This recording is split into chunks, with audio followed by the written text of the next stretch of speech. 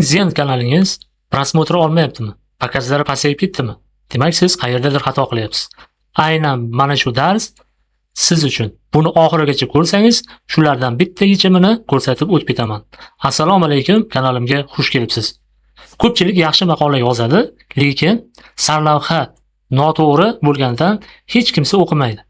Yoki aksincha, juda bo'rtilgan sarlavha yozadi. Odamlar kliklab kiradi-yu, ya'ni bosadi-ku, aldanganini sezib, maqolangizni yopib qo'yadi. Ikkalasi ham kanalni o'sishini to'xtatadi. To'g'ri sarlavha yozishning barcha qoidalarini clickbaitning 4 ta turini va real misollari bilan birgalikda ko'rib chiqamiz. Oxirigacha tomosha qiling. Bu bilim sizga minglab o'quvchilar olib keladi. Birinchi navbatda clickbait nima? Clickbait bu o'quvchini kutganini aldaydigan sarlavha. Sarlavha bir narsani va'da qiladi, maqolada esa boshqasi yoki umuman hech narsa yo'q. Misol, u buni qildi va hammani lol qoldirdi. Kim u? Nima buni qildi? O'quvchi kiradi, ma'lumot umuman yo'q, aldanganini his qiladi-da, chiqib ketadi. Siz umuman pakaz olmaysiz. Pakaz olgan taqdiringizda ham o'qilmaydi. O'quvchi kiradi-da, aldanganini his qiladi, chiqib ketadi. Zen clickbait sarlavhali maqolalarni aniqlaydi va faqat obunachilarga ko'rsatadi. Yangi auditoriya olmaydi. Bu degani kanalingiz o'smay, ana shu qobboda qolib ketadi. Eng muhim qoida bor. Sarlavha maqolaning mohiyatini aks ettirishi kerak. O'quvchi maqolani o'qib bo'lgach, aldanganini his qilmasligi kerak. Endi clickbaitning 4 ta asosiy turini ko'rib chiqamiz. Bularni birortasini ham qilib ko'rmang. Birinchi tur ma'lumotni yashirish. U buni qildi. Hammalari hayratda, kim, nima o'quvchi bilmoqchi bo'lib kiradi. Kirgandan keyin hech narsa yo'q. Nima qiladi u? Endi to'g'risi shuni. Prezident yangi iqtisodiy siyosatni e'lon qildi. Aniq, to'liq ma'lumot. Keyingisi do'stlar, faktlarni bo'rttirib ko'rsatish. Olimlar shokda. Sayyoraga oz qoldi. Bu haqiqat emas, shunchaki qo'rqitish. To'g'risi, olimlar 2100-yilga qadar iqlim o'zgarishini bashorat qildi. Bu real ma'lumot hisoblanadi. Uchinchi tur isbotsiz baland da'volar. Sarlavhada isbotsiz, haqiqiy bo'lmagan va'dalar beriladi. O'quvchi kutadi, maqolada hech narsa yo'q. Bu ham aldash. To'rtinchisi bu texnik qoidabuzarliklar.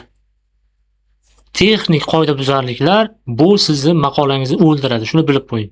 Ko'p bosh harf ishlatasiz, undov, har xil belgilar, so'roq belgilari, havolalar, bular texnik clickbait hisoblanadi.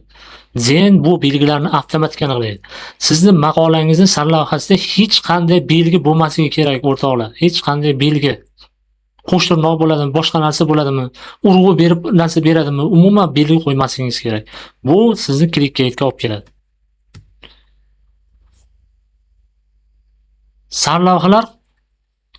Sarlavhada quyidagilar mutlaq taqiqlangan. Bularni yozsangiz, maqolangiz cheklanib qoladi. Birinchisi, haqoratli leksika va so'kinishlar. Ikkinchisi, ko'p bosh harflar. Butun sarlavha katta harfda. Ko'p undov va so'roq belgilari. Havolalar va dasturiy kod sarlavhada. Hayratlanarli, dahshatli tafsilotlar. Taqiqlangan tovarlar va xizmatlar nomi. Qarang, bu sarlavhangiz juda ham uzun bo'lmasligi kerak. Optimal uzunlik 15 ta 25 tagacha belgi. Maksimum 40 tagacha belgi bo'lishi mumkin.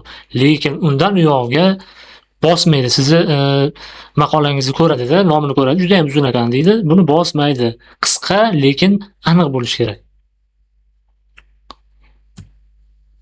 Endi qanday buni yechimi bor? Qanday qilib siz sarlavha, ya'ni zagolovka tayyorlashingiz kerak? Shu haqida gaplashamiz. Eng qiziqarli qismiga keldik. Shuni hozir o'tkazmasdan videoni oxirigacha tomosha qilib ko'rib keting. Aytgancha do'stlar, bu narsalarni har birini, ma'lumotlarini, nimalarini meni Telegram kanalimda olib boryapti. Ya'ni shu o'rinda bitta narsani aytib o'tib ketmoqchiman. Bu narsalar videoda YouTube'da Yana bitta narsamiz bor, ya'ni Telegram kanalimiz ham bor. Telegram kanalimizda o'quvchilarimiz kanallarni ochishyapti. Telegram kanalimga qo'shilib olsangiz, ma'lumotlarni, ya'ni qo'shimcha ma'lumotlarni berib borayotganman. Endi do'stlar, eng qiziqarli qismga keldik. To'g'ri sarlavha qanday yoziladi? Eng zo'r sarlavha formulalari, birinchi formula raqam plus mavzu plus natija bo'lishi kerak. 5 ta usul bilan Zen'da 1000 obunachi yig'ing. Bu juda ham zo'r. Ya'ni raqam bor, mavzu bor, natija bor. Mana shu narsaga e'tibor bering. Ikkinchi formula bu savol sarlavha hisoblanadi. Zen'da pul ishlash haqiqatan mumkinmi? Bu savol beryapsiz. Tomoshabinlarga qiziq tuyulyapti. Albatta bu kiradi. Nima uchun bu narsa deb qiziqib kiradi. Uchinchi formula qanday? Ya'ni qanday? Bu qanday yasalishi mumkin? Zen algoritmi qanday ishlaydi? 2026-yildagi yangiliklar deb qo'ysangiz ham bo'ladi. To'rtinchi formula bu muammo plus yechim. Kanal o'smayapti, 3 ta sabab va yechim. Ya'ni bu mavzu, kanal o'smayapti, 3 ta sabab va yechim. Bu narsa bunga o'xshagan maqolalar ham juda ham yaxshi. Clickbaitga olib kelmaydi. Beshinchisi bu shaxsiy tajriba. Zen'da birinchi oyim real natijalar va saboqlar oldim. Ya'ni real natijalar oldim. Oltin qoidani eslab qoling. Sarlavha maqolaning mohiyatini aks ettirsin. Va'da bersangiz bajaring. O'quvchini aldamasligingiz kerak. Aniq va to'liq ma'lumot bering.